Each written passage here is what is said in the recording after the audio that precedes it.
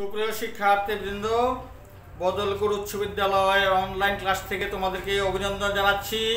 আশা করি করোনাকালীন সময়ে তোমরা সবাই বাড়িতে ভালো আছো, সুস্থ আছো এবং সামাজিক দূরত্ব বজায় রেখে তোমরা বাড়িতে অবস্থান করবা।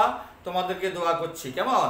আজকে আমাদের অনলাইন ক্লাসে আলোচনা হবে নবম দশম শ্রেণীর গণিত বিষয় নিয়ে। কেমন? এই গণিত বিষয়ের আমরা আলোচনা করব সসীম ধারা। এই সসীম ধারাতে দুই ধরনের অঙ্ক আছে, সমান্তর ধারার অঙ্ক আছে, গুণোত্তর ধারার অঙ্ক আছে। আমরা আলোচনা করব সমান্তর ধারার অঙ্ক নিয়ে। অনুশীলনী 13-1 এখানে দুটা সমস্যামূলক প্রশ্ন তোমরা লক্ষ্য করছো। কেমন? এক নম্বর অঙ্কে 8 + 11 + 14 + 17 ডট ধারাটির কোন পদ 392। কেমন? তোমরা নিশ্চয়ই জানো, আগে তোমরা অঙ্ক করছো। সমান্তর ধারার কাকে বলে? যে ধারার পরবর্তী পদ এবং পূর্ববর্তী পদের পার্থক্য সর্বক্ষেত্রেই একই হবে, সেই ধারাটাকে বলা হয় সমান্তর ধারা। যেমন আমরা যদি এখানে লিখি 1 + 1 + 2 + 3 + 4 + 5, এই ধরনের ধারাটা এখানে লক্ষ্য করো। এখানে 1 এর পরে আসছে 2, তাহলে পার্থক্য কত? 2 থেকে 1 মাইনাস করলে হয় 1। 2 এর পরে আসছে 3, তাহলে 1। 3 এর পরে আসছে 4, তাহলে পার্থক্য কত? 1। 4 এর পরে 5, তাহলে পার্থক্য কত? 1। তাহলে কি বলছি আমরা? যে ধারার কেমন কোন পদ এবং তার পূর্ববর্তী পদের পার্থক্য সর্বক্ষেত্রে সমান হয়, তাহলে সেই ধারাকে বলা হয় কি? সমান্তর ধারা। তাহলে 1 + 2 + 3 + 4 + 5 ডট এভাবে অসীম পর্যন্ত এই ধরনের ধারাটাকে বলা হয় কি? সমান্তর ধারা। যেমন 2 থেকে 1 মাইনাস করলে হবে 1, 3 থেকে 2 মাইনাস করলে হবে 1, 4 থেকে 3 মাইনাস করলে হবে 1, 5 থেকে 4 মাইনাস করলে হবে 1। এই জন্য এই ধরনের ধারাগুলোকে আমরা বলবো সমান্তর ধারা। তাহলে আমরা এখানে বলছি, লক্ষ্য করো, এখানে সমান্তর ধারার প্রথম পদকে এ দ্বারা প্রকাশ করা হয়। কি বলছি আমি? সমান্তর ধারার প্রথম পদকে কি দ্বারা প্রকাশ করা হয়? এ দ্বারা। আর সাধারণ অন্তর কেমন? অন্তর অর্থ বিয়োগফল। সাধারণ অন্তরকে ডি দ্বারা প্রকাশ করা হয়। সাধারণ অন্তরকে কি দ্বারা প্রকাশ করা হয়? ডি দ্বারা। তাহলে এখানে প্রথম পদ আমরা 1 নম্বর অঙ্কটা করব। 1 নম্বর অঙ্কে কি আছে? 8 + 11, তাহলে এইটা কোন পদ? প্রথম পদ। তাহলে আমরা লিখব এখানে প্রথম পদ a = হলো কত? 8। কেমন? তারপরে সাধারণ অন্তর আসো। সাধারণ অন্তরকে কি দ্বারা প্রকাশ করা হয় বলছি? ডি দ্বারা প্রকাশ করা হয়। সাধারণ অন্তর d = হলো কত? কিভাবে বের করব? দ্বিতীয় পদ থেকে পূর্ববর্তী পদ বিয়োগ। 11 - 8 = হলো কত? 3। কেমন? আবার যদি আমরা 14 থেকে 11 মাইনাস করি তাহলেও 3 হবে। 17 থেকে 14 মাইনাস করলেও 3 হবে। অর্থাৎ সব ক্ষেত্রে অন্তর কি হবে? সমান হবে। আর ধারাটির কোন পদ বলছে, তাহলে অবশ্যই এই ধারাটা একটা সমান্তর ধারা। ইহা একটি সমান্তর ধারা। সুতরাং ইহা একটি কি ধারা? সমান্তর ধারা। কেমন? সমান্তর ধারা। তাহলে সমান্তর ধারার n তম পদ নির্ণয়ের সূত্রটা কি? n তম পদ = আমরা জানি a + n - 1 whole of d। সমান্তর ধারা n তম পদ নির্ণয়ের সূত্র a + n - 1 whole of d। তাহলে আমরা কেমন এখানে বলছে ধারাটির কোন পদ, অর্থাৎ কত নম্বর পদ সেটা আমরা জানি না। কেমন? আমরা ধরে নিব, ধরি ধারাটির n তম পদ, ধারাটির কি পদ? n তম পদ। কেমন? = হলো কত? 392। আমরা ধরে নিলাম ধারাটি n তম পদ 392। তাহলে আমরা জানি সমান্তর ধারায় n তম পদকে কি দ্বারা প্রকাশ করা? কি লেখা হয়? a + n - 1 whole of d। তাহলে n তম পদের পরিবর্তে লিখব আমরা a + n - 1 whole of d = 392। এবার মান বসাও। এখানে এর মান কত দেওয়া আছে? 8। তাহলে 8 + n এর মান কত? n এর কোনো মান নাই, তাহলে n - 1 whole of d, d এর মান কত দেওয়া আছে? 3 = 392। কেমন? তারপরে এখানে আমরা 8 প্লাস এখানে 3 দ্বারা গুণ হবে, তাহলে 3 - 3 = 392। কেমন?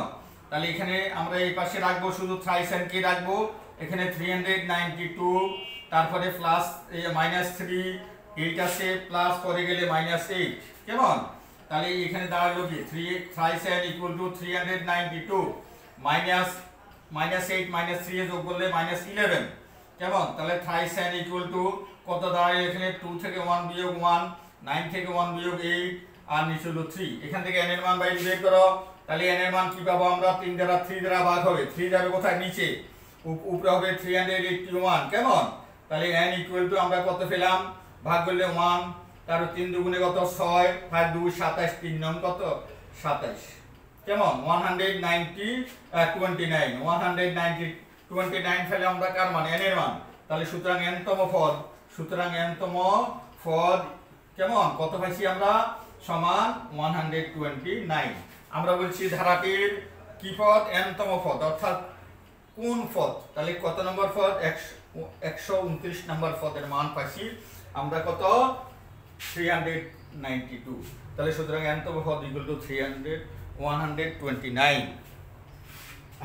না 129 হবে না, এখানে হবে 127। 3 একে 3, 3 দুগুণে 6, 21, 3 7 21, 127। এখানে হবে 127। তাহলে n তম পদের মান পেলাম আমরা কত? 127। আশা করি তোমরা অঙ্কটা অবশ্যই বুঝতে পেরেছো। কেমন? এইবার আমরা 2 নম্বর অঙ্কের সমস্যার সমাধান করব। কেমন? 2 নম্বর অঙ্কতে কি লেখা আছে দেখো। 2 নম্বর অঙ্কে বলছে কোন সমান্তর ধারা 12তম পদ। তাহলে কোন সমান্তর ধারা? ধারাটা এখানে উল্লেখ নাই। কেমন? তাহলে আমরা সমান্তর ধারা প্রথম পদকে কি দ্বারা প্রকাশ করা হয়? ধরি সমান্তর ধারার প্রথম পদ, সমান্তর ধারার কেমন কোন পদ? প্রথম পদ। প্রথম পদ কি? আমরা এ ধরবো। কেমন? সাধারণ অন্তরকে আমরা ডি ধরবো, একটু আগে আমি দেখাইছি। তাহলে সাধারণ অন্তরকে আমরা কি লিখবো? ডি। কেমন? তাহলে আমরা জানি n তম পদ কি হবে? তোমরা নিশ্চয়ই একটু আগে তোমরা বোর্ডে লক্ষ্য করছো। n তম পদের সূত্রটা কি? a plus n minus 1 whole of কত? ডি। তাহলে আমরা জানি n তম পদ equal to a plus n minus 1 whole of কত? ডি। তাহলে সুতরাং এখানে n তম পদের মান কি দেওয়া আছে? কোন ধারা 12তম পদ, সুতরাং এখানে n তম পদের জায়গায় হবে 12তম পদ। তাহলে 12তম পদ ইকুয়াল টু হবে কি হবে? a প্লাস n এর পরিবর্তে হবে 12 মাইনাস 1 হোল অফ ডি। কেমন? তাহলে এখানে দাঁড়ালো a প্লাস 11, 12 থেকে 1 বিয়োগ 11 দ্বারা ডি কি গুণ করলে 11d। তাহলে a প্লাস 11d হলো 12তম পদ। তাহলে 12তম পদের মান কত দেওয়া আছে? 77। সুতরাং কি লিখবো আমরা? a plus 11d equal to কত? 77। এটাকে আমরা 1 নং দিলাম। কেমন? 1 নং সমীকরণ দিলাম। আমাদের বের করতে হবে প্রথম 23টি পদের সমষ্টি। এবার আসবে সমষ্টির সূত্র। এবার কি আসবে? সমষ্টির সূত্র। তাহলে প্রথম 23টি পদের সমষ্টি। কেমন? তাহলে সুতরাং আমরা সমষ্টির সূত্র জানি। আমরা সমষ্টির সূত্র কি? সমষ্টির সূত্র কি? s suffix n equal to n/2 into twice a plus n minus 1 whole of কত? d। এটা হলো সমষ্টি নির্ণয়ের সূত্র। কেমন? তার এরপর দেখো এখানে লেখা আছে কি? লেখা আছে n/2। কেমন? n/2 ইনটু কয়টা পদের সমষ্টি? 23টা পদের। তাহলে s সাফিক্স 23, 23টা পদের সমষ্টি। তাহলে এখানে লিখবো আমরা টুয়াইস a প্লাস n এর মান কত? 23। তাহলে আমরা এখানে লিখবো 23 মাইনাস 1 হোল অফ ডি। কেমন? তাহলে এখানে আমরা কি লিখবো? এখানে n এর মান কত দেওয়া আছে? 23। তাহলে আমরা এখানে লিখবো 23। তাহলে উপরে লিখবো 23/2 ইনটু টুয়াইস a প্লাস এখানে 23 থেকে 1 বিয়োগ হলে 22 আর ডি দ্বারা গুণ করলে 22d। তাহলে এখানে দাঁড়াবে কি? 23/2। কেমন? এখান থেকে 2 রাশি থেকে কি কমন যায়? 2 কমন যায়। তাহলে ব্র্যাকেট 2 দিলাম, ব্র্যাকেট উঠে গেলে আমরা গুণ চিহ্ন দিলাম, 2 কমন নেব। তাহলে থাকবে a প্লাস 11d। কেমন? তাহলে এখানে দাঁড়াবে কি? উপরে 23/2 ইনটু 2 ব্র্যাকেট উঠে গেলে গুণ চিহ্ন, a প্লাস 11d এর মান 1 নং সমীকরণে আছে কত? 77। তাহলে এখানে দাঁড়াবে 2 কাটা যাবে। তাহলে এখানে থাকবে 23 ইনটু 77, 22 ইনটু 77। তাহলে 23 ইনটু 77 গুণ করো। কেমন? তাহলে আমরা 2 দ্বারা 2 কে ভাগ করছি, 23 কে 77 দ্বারা গুণ করলে আমাদের সমষ্টির মানটা আমরা পেয়ে যাব। কেমন? তাহলে গুণফল কত দাঁড়ায়? এখানে 77 কে আমরা কি দ্বারা গুণ করব? 23 দ্বারা গুণ করব।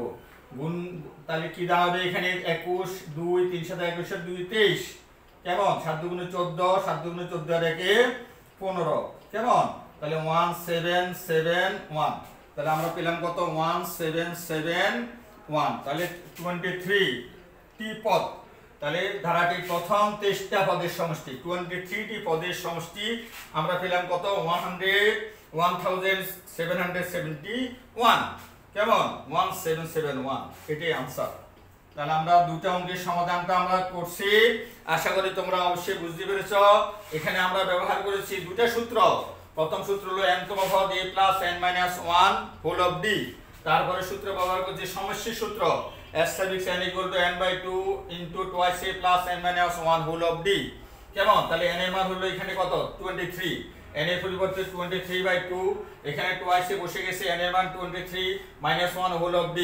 23/2 twice a plus 23 থেকে 1 minus 22 d দ্বারা গুণ করলে 22d তাহলে 23/2 into এই দুটো রাশি থেকে 2 কমন গেছে তাহলে এখানে a plus 11d তাহলে 2 দ্বারা 2 কে ভাগ থাকে না তার থাকে 23 a plus 11d এর মান আমরা এক নং সমীকরণে ভাজি 77 তাহলে 23 into 77 হলো কত 1771 ধন্যবাদ সবাইকে সবাই ভালো থাকো সুস্থ থাকো কেমন